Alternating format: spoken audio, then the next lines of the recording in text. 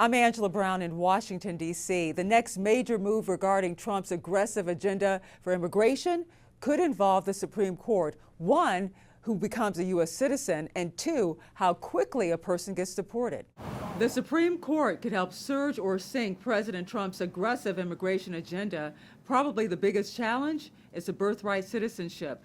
Once seen as legally untouchable, is now being questioned by President Donald Trump and even a small number of his Latino supporters. By that logic, then literally anyone, right, can become a citizen. You just make sure if you're pregnant, you give birth, and oh, that's it, I'm a citizen.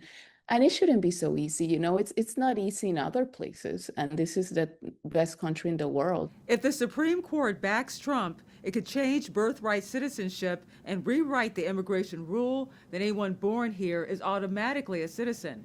Then there's the Alien Enemies Act. Trump used this wartime power to fast-track deporting Venezuelans. The court blocked it, likely setting up a legal clash in the U.S. Supreme Court again. They invaded our country.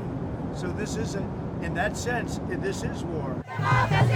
Democrats say both moves go too far, that ending birthright citizenship violates the Constitution, and using a wartime law for deportations strips people of due process. At the same time, ICE is moving through American cities, drawing harsh criticism from Democrats. This looks like modern-day slave patrols, and they have been sanctioned by this Supreme Court. Last year, the Supreme Court decided that officers cannot stop someone solely based on how they look.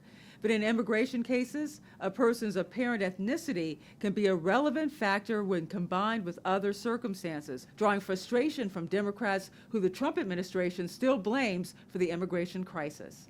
The border is totally secure. You know, you forget, we had a border that I inherited where millions of people were coming through.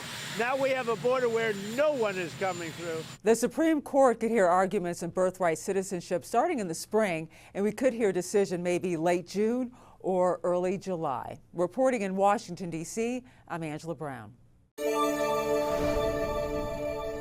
I'm Christine Frizzau in Washington, where it appears there may be a change of course on how to proceed in Minnesota.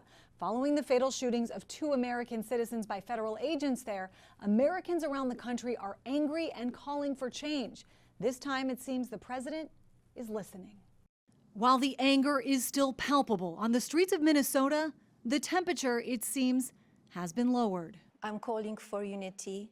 I know my husband, the president, had a great call yesterday with the governor and the mayor, and they're working together. President Donald Trump telling Mayor Jacob Frey some federal agents will begin leaving the area, pledging to Governor Tim Walz to do things differently. Do you believe that Alex Freddie's death was justified?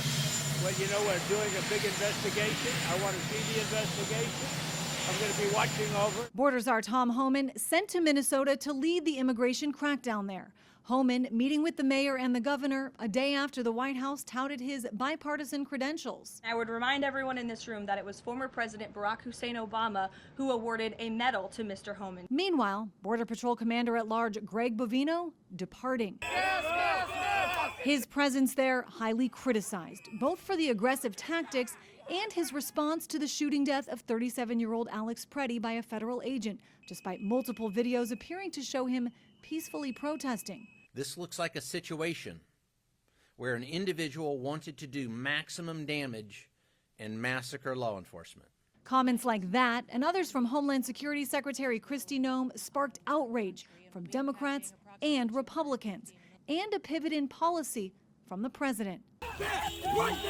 Though some warn a reversal in rhetoric is only step one, pushing for systemic change on White House immigration policy as a whole. And that will require reining in ICE as well as the border control folks, and it also means creating a system for accountability. Senate Homeland Security Committee Chairman Rand Paul has requested 3 of Trump's top border officials testify before Congress, the heads of ICE, Border Patrol, and U.S. Citizenship and Immigration Services.